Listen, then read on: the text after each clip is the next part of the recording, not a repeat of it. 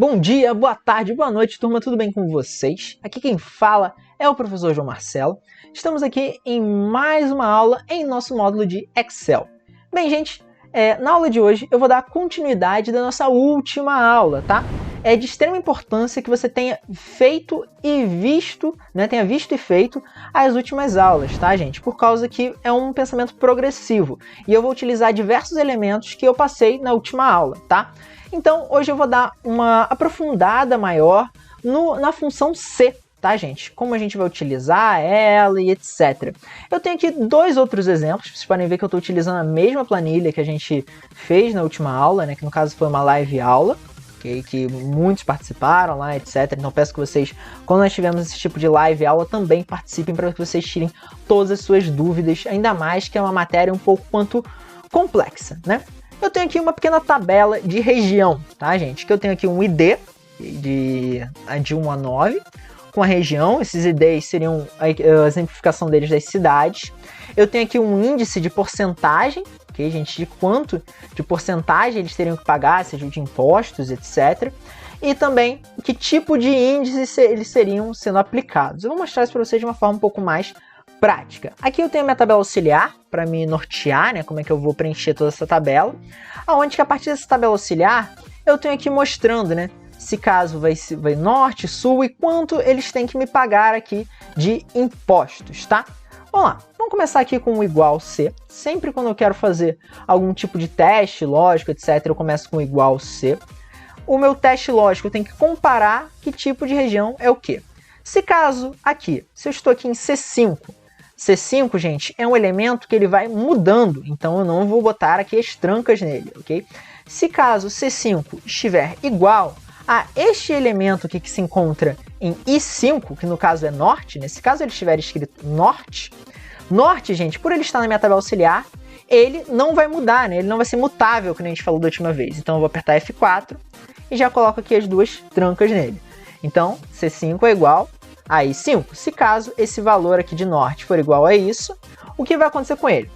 Ponto e vírgula, por causa que eu já terminei de falar o meu teste lógico. Sempre quando eu falo de teste, eu falo desses comparativos aqui. E eu vou botar aqui o valor se caso for verdadeiro.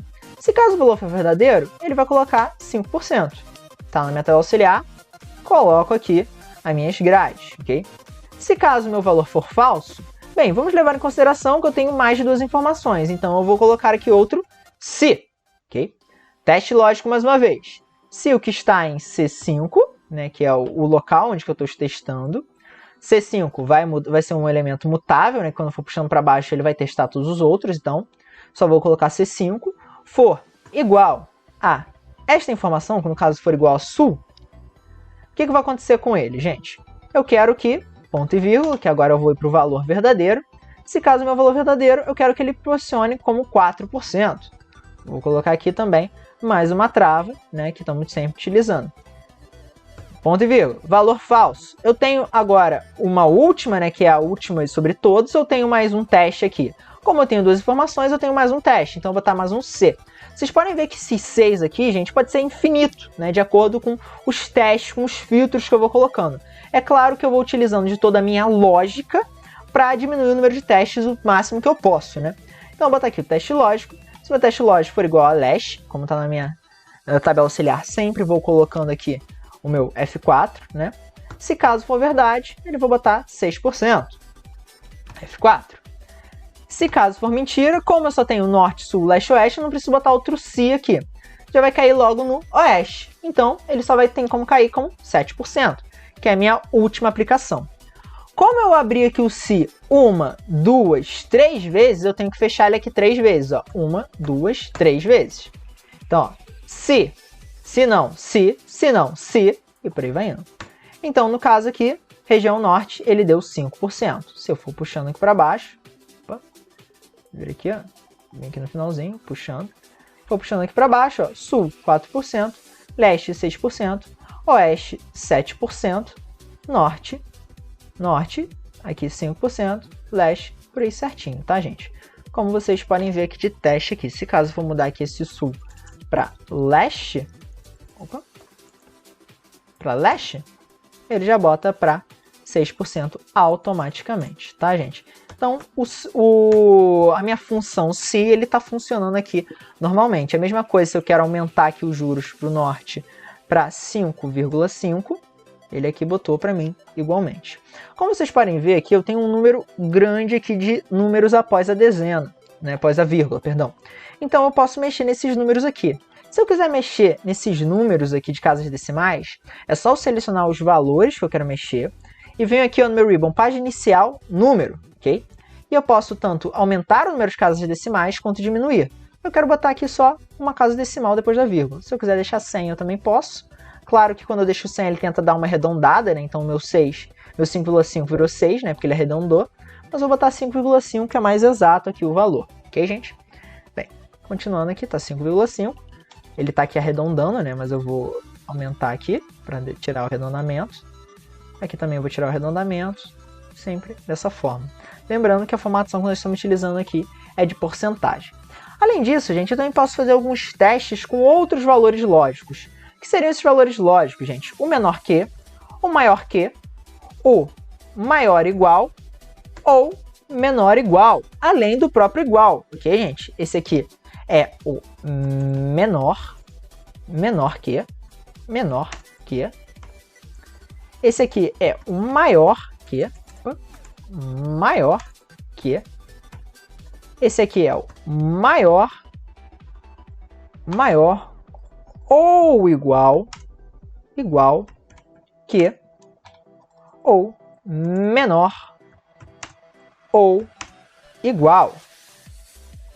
igual que tal aplicação.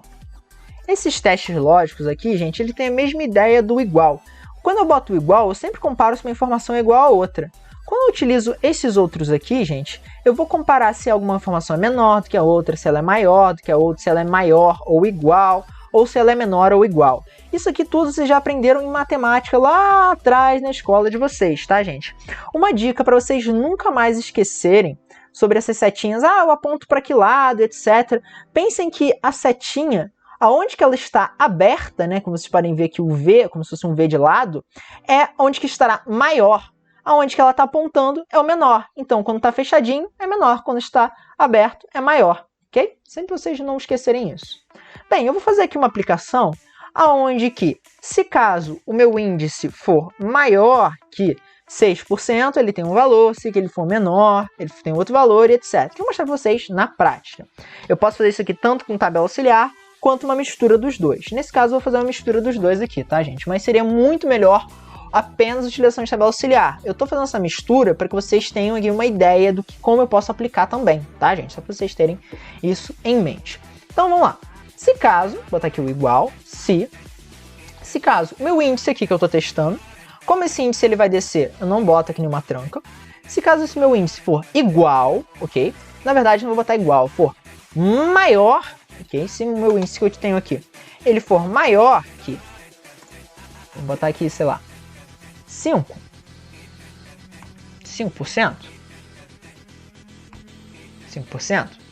Se caso o meu índice for maior que 5%, ou melhor, se caso ele for maior que 6%, eu quero que ele faça o seguinte, vou dar o valor verdadeiro. Eu quero que ele faça que a atribuição aqui de juros A. Ok? Ele vai printar aqui os juros A. Se caso não for maior que 5%, eu vou tentar fazer aqui bem rápido, eu quero que ele aplique os juros B. Entenderam? Se o que tem aqui é maior que 6%, é os juros A. Se não, é juros B. Vamos lá. Foi juros B aqui. Por quê? Porque ele não for maior que 6%. Se caso eu botar aqui, por exemplo, 7%, né? Vou botar aqui 7%, ele vai para os juros A. Porque eu falei aqui, se o que tiver aqui for maior que 6%, juros A. Se não, juros B. Entenderam aqui a ideia, gente? Porém, tem uma coisa também, gente. Se caso eu botar aqui 6, o que ele vai botar? Juros B. Ué, professor, por que ele botou juros B? Porque aqui eu falei que se caso ele for maior que 6%, 6%, gente, não é maior que 6%, ele é igual. Então, se eu fosse botar aqui 6, opa, dá um Ctrl Z aqui que eu quase fiz besteira. Deixa eu botar aqui, ó, 6%. Se caso eu botar aqui 6,1, Aí ele vai para os juros A, porque ele é maior que 6%. Só que se eu botar 6, não é maior. Mas se eu quiser contar esse 6%, eu vou botar aqui, ó. Eu quero que ele seja maior ou igual a 6%.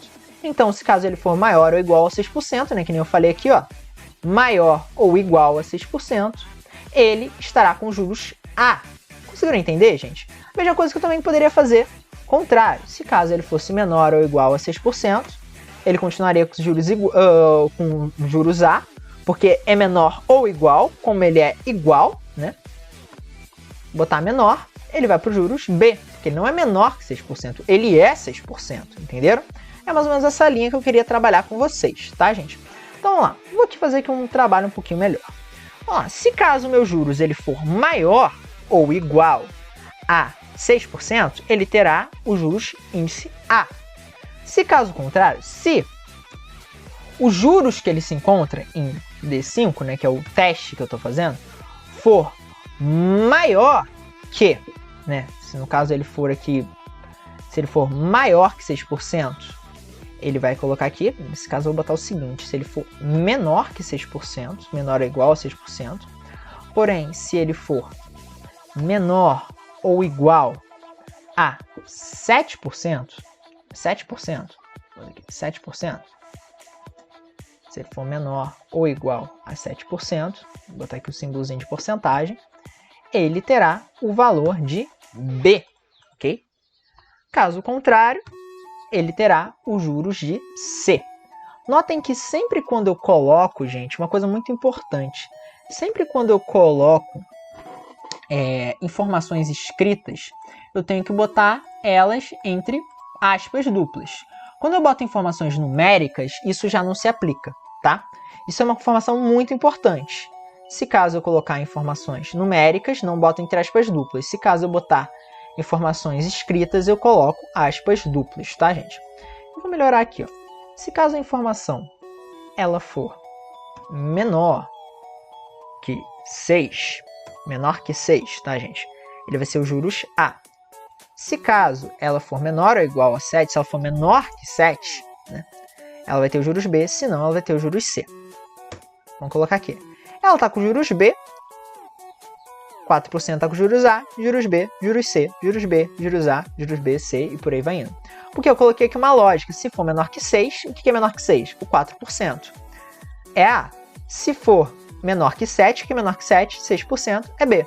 Caso contrário, né, que é maior que isso, é C, que é o 7. Entenderam, gente? Então sempre eu vou usando essa lógica aqui de menor ou maior igual que. Isso é muito importante. Aqui eu só dei um exemplo de índice, mas isso pode ser aplicado em vários exemplos que depois nós vamos trabalhar cada vez mais e mais. Um outro exemplo também que eu posso dar para vocês, gente, eu vou ter aqui como se fosse juros, que eu posso fazer contas no meio disso. Como é que eu faço isso, gente? Vou mostrar aqui para vocês. Vamos lá. Vou botar aqui um igual se. Isso é uma questão que vai implicar muito no que a gente vai fazer, tá, gente? Prestem atenção nisso, é uma coisa que vai pesar nas informações que nós vamos trabalhar. Vamos lá. Se caso os juros que eu estou aplicando, que ele vai mudando, né, que vai ser um valor mutável, for igual a B, né, como eu não estou utilizando tabela auxiliar, eu vou colocar aqui mesmo, tá? Nesse caso, eu vou fazer até o seguinte, eu vou colocar aqui uma tabela auxiliar, porque é muito ruim não utilizar tabela auxiliar. Ó. A, B, C. Ó. A, B, C. Opa, tô aqui sem querer. A, B, C. Igual se os juros que eu estou testando aqui for igual ao meu juros B, né? Como está na minha tabela auxiliar, vou botar aqui um F4. Eu quero que tenha o seguinte aumento. Deixa eu fazer o seguinte. Eu vou botar aqui também no canto. Não, vou fazer aqui mesmo. Eu vou fazer aqui uma outra situação, mas isso eu vou deixar para uma próxima aula. Até desculpa por isso, gente. Que senão eu estaria evoluindo muito. Eu sei que C é uma coisa um pouco difícil. Então, se B for igual a essa informação aqui, como está na minha tabela auxiliar, vou botar aqui as minhas chaves, né, para fechar. Se caso o meu E5 for igual a B, o que irá acontecer? Eu quero que, se o valor for verdadeiro, eu vou pegar o valor de juros, que eu tenho no juros atual, e irei somar, então estou fazendo uma conta aqui de mais 0,5%. vai ter uma soma aqui de 0,5%, ok? Ou eu posso botar apenas um valor de 0,5. Nesse meu caso, eu vou botar aqui mais 0,5. Posso colocar, se caso contrário, né? Se não, vou botar aqui um outro se. Se o meu valor que eu tenho em E5 for igual a A, né? Também está na minha tabela auxiliar, F4. O que irá acontecer? Eu quero pegar o valor que está em D5, né? Que é o valor, no caso, que eu estou fazendo do teste, né? Do meu valor dos juros. Vocês podem ver que D5. Eu vou pegar esse valor D5 e vou somar a 1, mais 1. Caso contrário, né, se não for A nem B, só vai ser C. Então, eu vou pegar o valor que está em D5, né, que é o valor... Lembrando, gente, E5 é o de teste, D5 é o de soma, tá? Vou pegar o valor que está em D5 e irei somar mais 1,3%, mais 1,3%. E agora, já que eu abri duas vezes, eu vou fechar duas vezes. Notem o que vai acontecer. Deu aqui 56. Opa, deu 56. Por quê? Porque eu somei mais 0,5, okay, no meu valor ali que eu obtive. Se eu for descer aqui para baixo, deu 104, 137, 117, por aí vai indo. Agora, se eu colocar o valor de porcento, olha a diferença que vai acontecer. Como eu somei uma porcentagem, não somei um valor, que ali ele pegou o número, né, e somou com essa porcentagem, olha o que vai acontecer. Vou botar aqui porcento também. Vou botar aqui também 1,3%. Vou apertar aqui Enter. Ele já deu aqui certinho. Por quê, gente? Quando eu estou trabalhando porcentagem mais número, ele não vai somar os dois, ele vai pegar quanto 6% somado aquilo é o valor. E aqueles eram os resultados. Mas como eu quero somar essa porcentagem com uma porcentagem um pouco maior, eu sempre boto aqui o valor com porcentagem, ok? Então, prestem atenção nisso. Quero somar porcentagem, boto porcentagem aqui. Quero apenas botar um valor, ver quantos por cento é tal, eu não boto porcentagem. Lembrando, quando eu trabalho com numérico, eu não boto entre aspas, tá, gente? Só boto um número. E aqui eu já termino. Já que eu estou utilizando juros B, ele tem mais 0,5, juros A ele tem mais 1%, juros B ele já tem tantos, juros C ele tem 1,7, por aí vai indo. Então aqui eu já tive as aplicações de todos os juros. Gente, isso aqui eu só queria demonstrar para vocês nesse exemplo, tanto a utilização dos testes, né, maior que, menor que, igual que, quanto a de porcentagem, quanto também, gente, dessas aplicações aqui numéricas ou não. Show? Tentem utilizar isso, tá, gente? Eu sei que é um pouco complexo, é um pouco diferente, um pouco chato, mas é uma aplicação que pesa muito vocês saberem utilizar a função C, ok? Bem, vamos para o próximo. Agora eu criei aqui um outro, que eu acho que é um dos mais simples de se trabalhar, né? Que é o último dos exemplos de C que eu vou trabalhar com vocês. Antes nós íamos para os 6 e para o soma C e etc, que são outras estruturas de 6, né? O último do C normal, que é o quê? Que é quando nós trabalhamos com números vazios. Como assim números vazios? Aqui eu fiz uma lista de tarefas, né? Vamos supor que essas listas de tarefas, algumas delas já têm uma data, que já teve fechamento, outros não, né? Normalmente quando nós trabalhamos em equipe, né, nos desenvolvimentos em equipes, né? Nós trabalhamos desenvolvimento, tipo, por exemplo, eu tenho a pessoa da entrevista, eu tenho a pessoa da análise, tenho a pessoa do planejamento, estruturação, desenvolvimento e teste, né? Cada um terminou, por exemplo, em uma data, né? Vamos botar essas datas aqui. Vamos botar aqui, a pessoa aqui, ela terminou no dia 2 do 5. Vou botar um número futuro, tá, gente? No dia 2 do 5 de 2000, ok? Essa aqui terminou no dia 2 do 5 de 2000. Essa daqui, como ela ainda não terminou, eu não vou botar data nenhuma. Essa daqui, por exemplo, ela já terminou desde o dia 15 do 4 de 2000. Opa, botei 2000, né, gente? 2020. Vou botar aqui também 2020. Então, foi uma data que ele terminou. Enquanto esse aqui também não terminou. Ou terminou, vou botar aqui, ele terminou dia 5 do 3 de 2020. Também foi uma outra fase. Enquanto a parte de teste também ainda não terminou. E nem a parte de desenvolvimento. Então, eu teve aqui partes, né, estruturas, né, tarefas que já foram realizadas, nem que seja futuramente, que vão ser realizadas, tem uma data marcada, e outras que ainda não tem data. Então, eu quero colocar aqui uma situação, caso esteja fechado, né, fechado, ou em aberto, né. Fechado significa que já fechou de alguma maneira, terminou, nem que seja futuro, ou presencialmente, e quando não tem nada escrito, eu quero que coloque em aberto. Como é que eu faço esses tipos de teste? Bem, gente, é bem fácil. É só botar o igual se caso a informação que eu tenho aqui, ela for igual a vazio. Ué, como assim vazio, professor?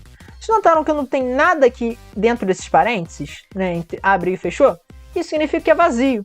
Se caso aqui estiver vazio, eu vou escrever a seguinte coisa. Opa, deixa eu botar aqui. Em aberto. Caso contrário, nesse caso não estiver vazio, eu vou botar aqui fechado.